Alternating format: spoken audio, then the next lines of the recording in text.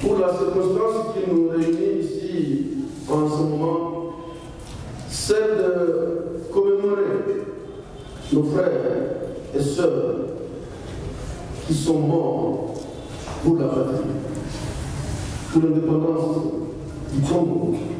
Dans une messe d'action des grâces ce 4 janvier 2024, le gouvernement du Nord Kivu a commémoré les martyrs de l'indépendance du 4 janvier 1959. En période de paix fragile à cause de la guerre imposée par le Rwanda, des affections dues à la crise humanitaire des déplacés de la guerre, mais aussi de la période post-électorale, a circonscrit l'évêque du diocèse de Goma, Monseigneur Willy Ngumbi, célébrant de l'Eucharistie, a prié en faveur de la paix. Mes frères et sœurs, c'est chacun et chacune de nous aujourd'hui qui doit se dire, là où je suis, là où Dieu m'a placé, parce que c'est Dieu qui nous donne les responsabilités que nous avons.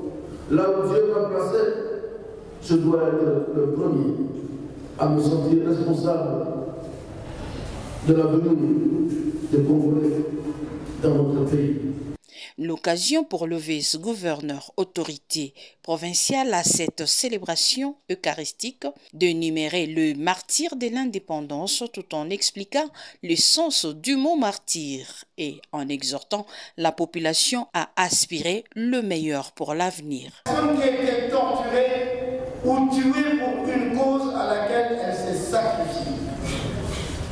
En effet, la personne s'est sacrifiée pour une cause jusqu'au sacrifice suprême.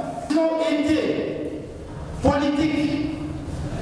Pensez à Henri Patrice Lumumba, Joseph Kasavubu, Étienne Tshisekedi Wamulumba et d'autres que je ne cite pas.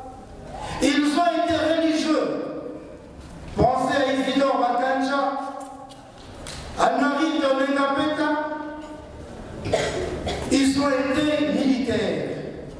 Pensez au lieutenant-colonel Kokolo que beaucoup ont oublié.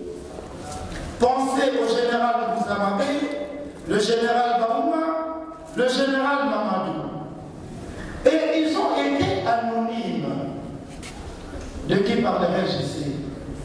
L'esprit des responsabilités dans la justice et dans la paix est en tout cas le maître mot de cette commémoration des martyrs de l'indépendance de la RDC.